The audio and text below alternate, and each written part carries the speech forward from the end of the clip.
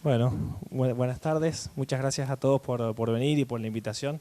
Gracias Pamela, a Angels también, bueno, que nos ayuda mucho en todo esto de lo que es ACB. Y gracias por la oportunidad de comentarles un poco qué es lo que estamos haciendo en Mendoza, que creo que es algo que puede servir para otras provincias para replicarse. Lo primero que les quiero decir es que esto no es nada nuevo lo que estamos haciendo, ¿sí? La telemedicina viene de la mano de la imaginación, viene de la mano de la tecnología. Ya los griegos usaban señales de humo para hacerse señales entre un pueblo y otro avisando que venía alguna enfermedad. Incluso en 1918, cuando ya estaba la radio funcionando, se imaginaba que podía haber, cuando el teléfono estaba funcionando, se imaginaba que podía haber una videollamada telefónica. O en 1924 se pensaba también que se podía hacer una llamada con el doctor a través de una radio y que nos evaluara. Y quizás todos conocemos este dibujo animado, ¿sí? Los supersónicos. Esto es del 1960. Y ya en ese año, ambientado en el 2060, o sea, 100 años después, se imaginaba que uno podía tocar un botón, que aparezca el médico en una pantalla, que ese médico nos evalúe, que ese médico nos dé una receta y hasta nos dé un certificado médico. ¿Sí? En realidad no le daban el certificado, lo mandaban a la escuela, nene. Y no podemos hablar de telemedicina si no hablamos del programa StarPack, ¿sí? Esto tiene mucho que ver con la NASA, la telemedicina actual como la concebimos hoy por hoy, porque durante la carrera espacial había que llevar un astronauta al espacio, pero además había que controlarlo, había que ver cómo estaba ese astronauta allá arriba. Entonces se desarrolló este programa que fue en paralelo con la carrera espacial y lo que hicieron fue montar un motorhome con todo lo necesario para hacer una videollamada y lo mandaron al medio del desierto para hacer las pruebas. Y la verdad que fue exitoso y de esa manera evaluaban a los astronautas mientras estaban en el espacio. Y claramente no podemos hablar de la historia de la telemedicina si no hablamos del 2020, si no hablamos de la pandemia COVID, ¿sí? En la que todos, absolutamente todos, nos vimos forzados a hacer telemedicina de una u otra manera. Y si vemos, cuando uno coloca telemedicina en PubMed, ¿sí? Uno encuentra que aumentó en más del 100% la cantidad de artículos indexados con ese término. Sin embargo, cuando uno coloca Telestroke, ¿sí? El aumento es mucho más gradual, es mucho menor. Y acá podemos hacer dos lecturas. Una, que es que los neurólogos somos unos adelantados y que ya sabíamos mucho de TLACB y que lo aplicábamos mucho, y otra, que es la que yo creo que es la correcta, es que no le damos la importancia que esto realmente tiene, porque esto es una herramienta muy útil, sobre todo en nuestro medio. Fíjense que el término telemedicina es muy amplio, pero habla de servicios de atención de salud, habla de distancia, habla de tecnologías de la información y la comunicación y habla de un montón de aspectos en lo que lo podemos usar. Diagnóstico, tratamiento, prevención, lesiones, investigación, evaluación. Es un término súper amplio que nos puede ayudar muchísimo y de hecho nos ayuda día a día. Fue el Levine en el 99 el primero que aplicó el término TLACB para decir la telemedicina aplicada al paciente con ACV, ¿sí? Y hay dos términos que quiero que sepamos, que uno es el denominado hub, que es en general el centro de alta complejidad, es el que suele recibir la llamada, es el donde suele estar el especialista en ACV, y los spoke, que son los centros periféricos, esos centros que por ahí no tienen el neurólogo o no tienen la expertise para tratar al paciente y que son los solicitantes de esa interconsulta. Y yo les decía que esto no es nada nuevo, fíjense que hay un montón de guías europeas, canadienses, estadounidenses, hay guías de todos lados. Incluso una de las guías más utilizadas por nosotros, como es la guía de la AJA, le da una evidencia 2A, una muy buena evidencia, tanto para diagnosticar como para tratar al paciente a través de TLACB. Siempre uno de los limitantes que solemos tener en nuestro contexto es el tema legal, una de las preocupaciones.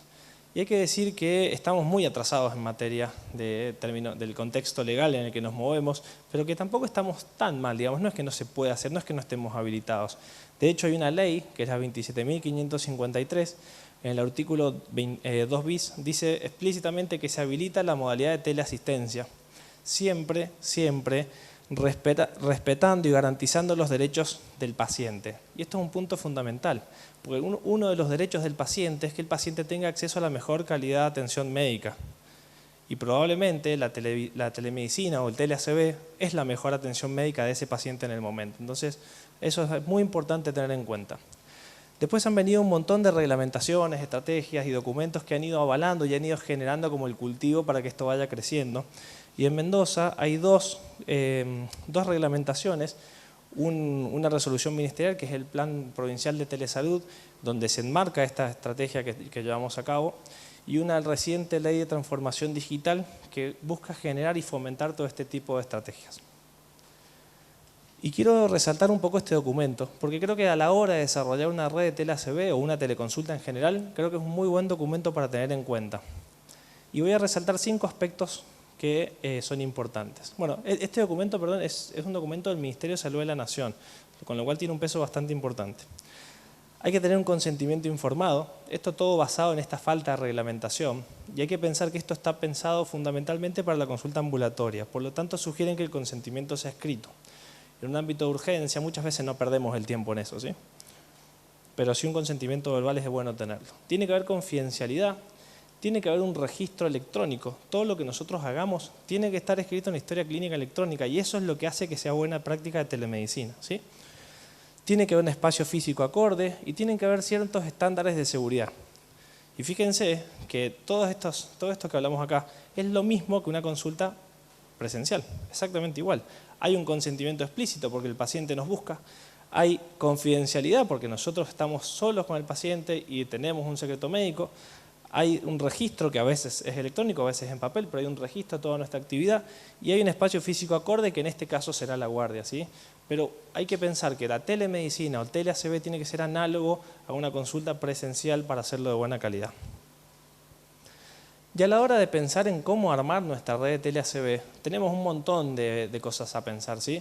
Porque no todas las redes de tele-ACB son iguales, porque va a depender del personal con el que contemos, y acá creo fundamental que haya un coordinador.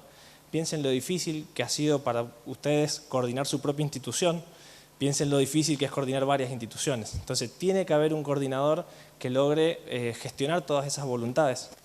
Tiene que haber líderes locales, es lo ideal para cada institución que permita las gestiones locales. Hay que ver si contamos con neurólogos o neurólogas o no, ¿sí? Hay que ver con qué personal vamos a contar para llevar a cabo esta red. Tenemos que ver qué centros van a participar, qué estudios tenemos disponibles, solo tomografía o vamos a tener posibilidad de hacer estudios avanzados, con lo cual la red se complejiza, ¿no?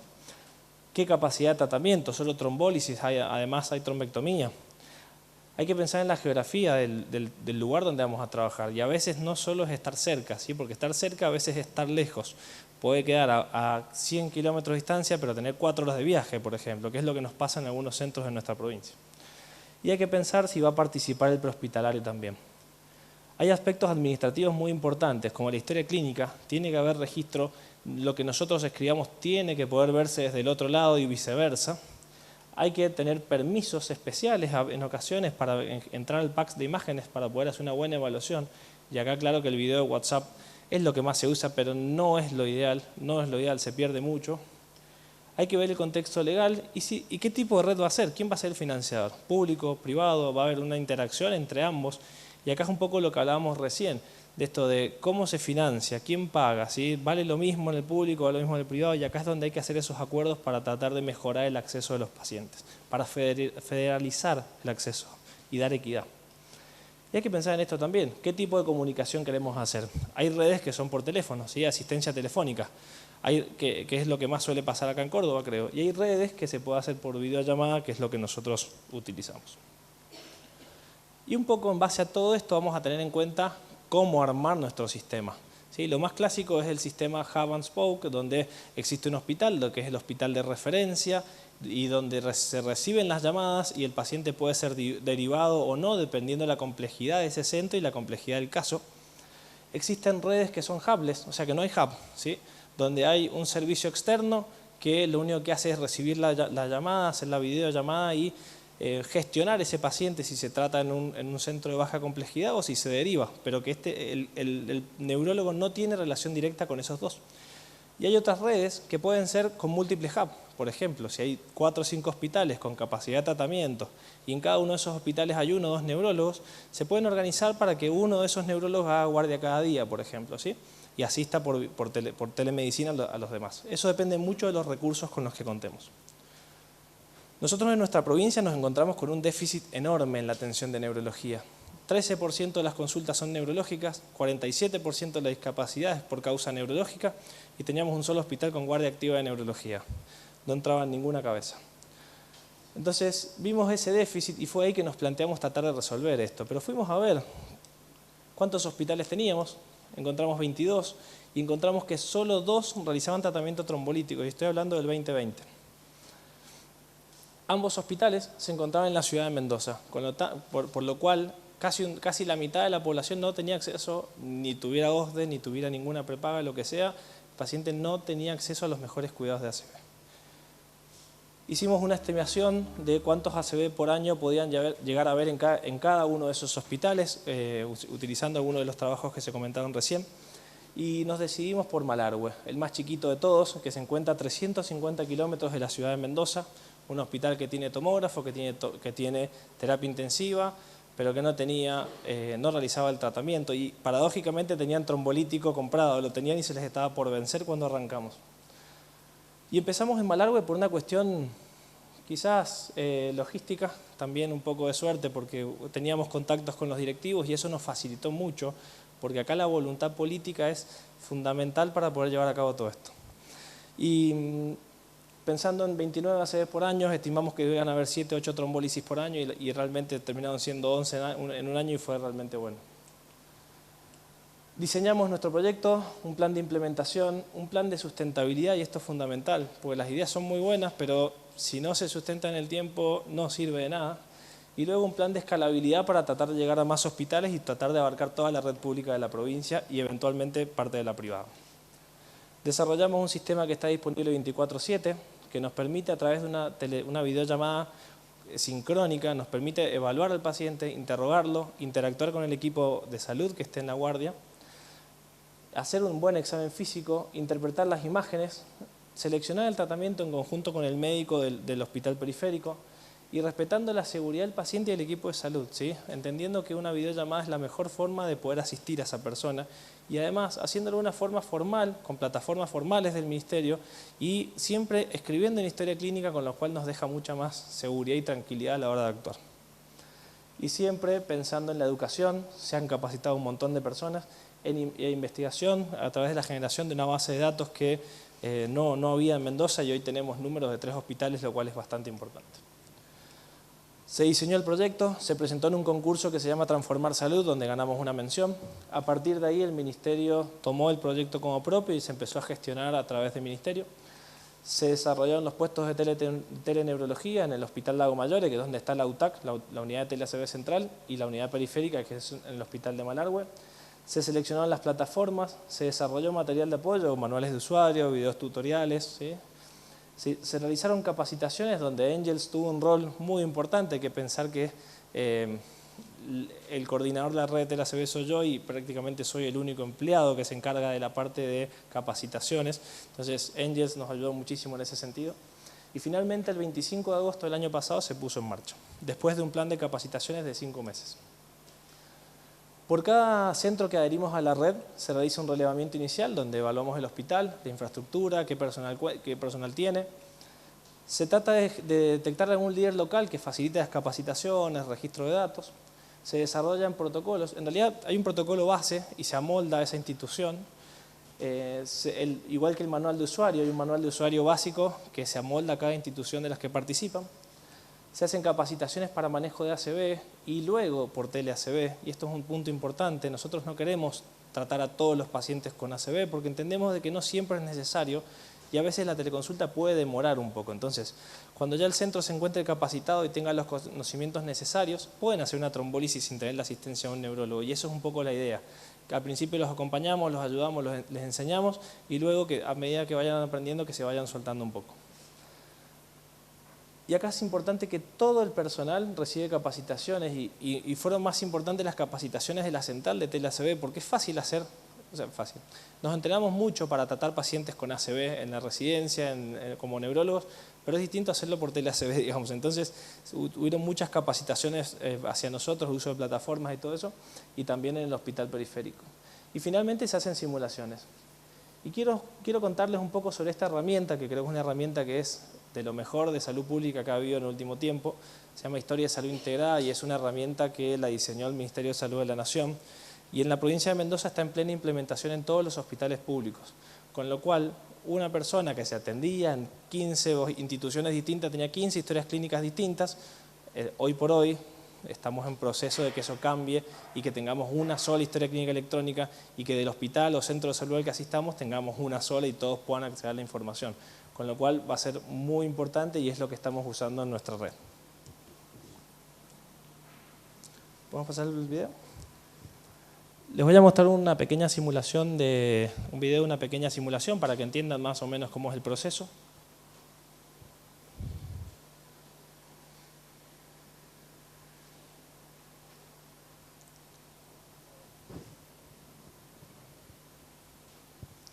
Este es un paciente que, casualidad, es la directora del hospital que se puso a trabajar con nosotros y es un paciente que llega a la guardia, donde se hace el triage por el personal administrativo.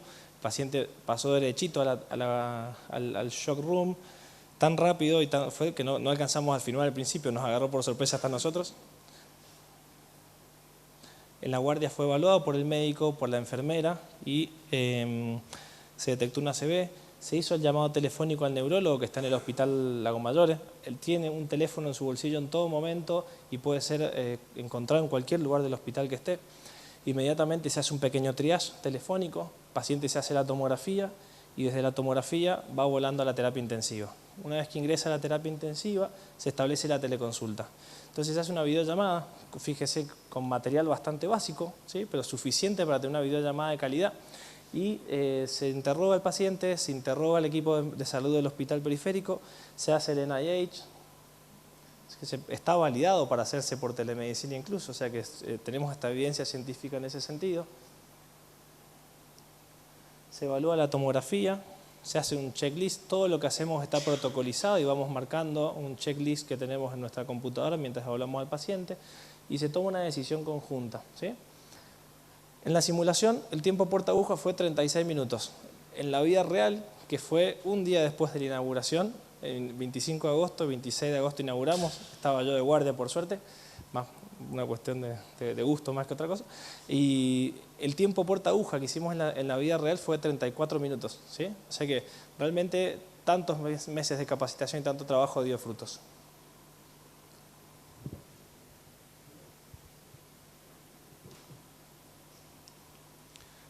Y hasta el momento hemos logrado hitos muy importantes, creo yo.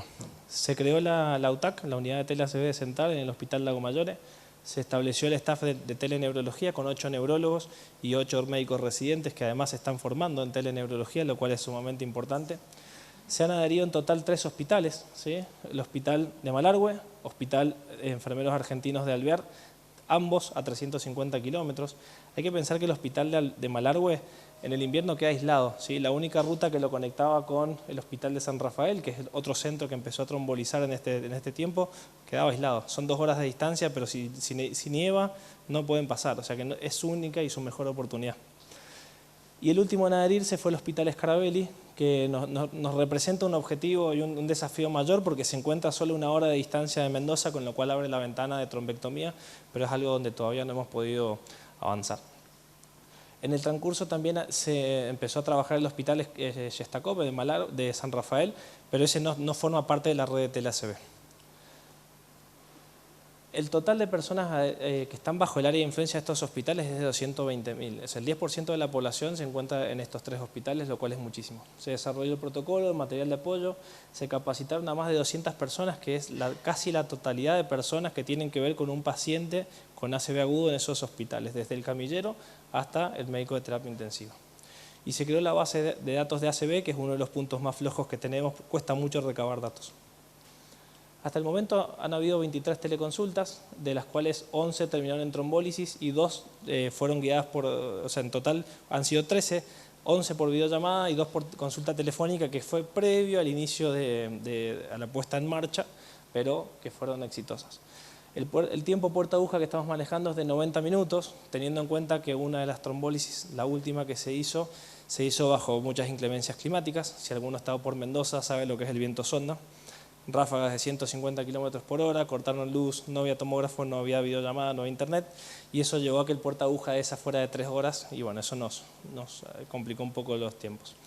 Pero fíjense que el tiempo tele-ACV, o sea, desde que se inicia la teleconsulta hasta que se inicia el tratamiento es de 25 minutos, con lo cual está bastante bien, hay mejorarlo, siempre es perfectible, pero el tiempo que perdemos es sobre todo el tiempo desde el ingreso hasta que se inicia la videollamada. Los últimos 2 centros se adherieron en agosto y desde agosto las consultas han aumentado, que es un poco lo que esperábamos. Este tiempo nos sirvió muchísimo a nosotros para aprender. Fueron pocas consultas, con lo cual nos sirvió para aprender, para corregir errores y para ir mejorando. Y eso nos permite en este punto poder recibir más consultas y estar preparado para más todavía. Y esto representa romper 2 paradigmas, ¿sí?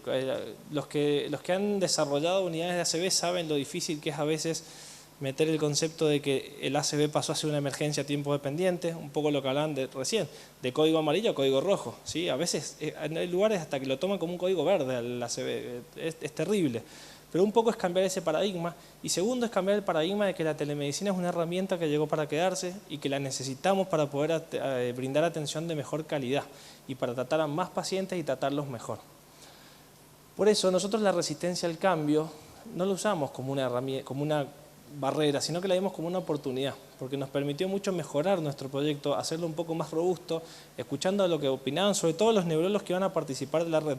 Fue la principal resistencia, pero el principal apoyo. Hay escasa reglamentación, hay escasa interacción público-privada, y esto es un poco lo que ya se hablaba, este es uno de los puntos limitantes importantes. Escasa conectividad a internet, Mendoza es una de las provincias peor conectadas. Hay mal uso de herramientas digitales, creo yo, pero a favor tenemos que estamos en una era digital. Todos tenemos teléfono, todos hacemos telemedicina de alguna manera y eso nos facilita esto.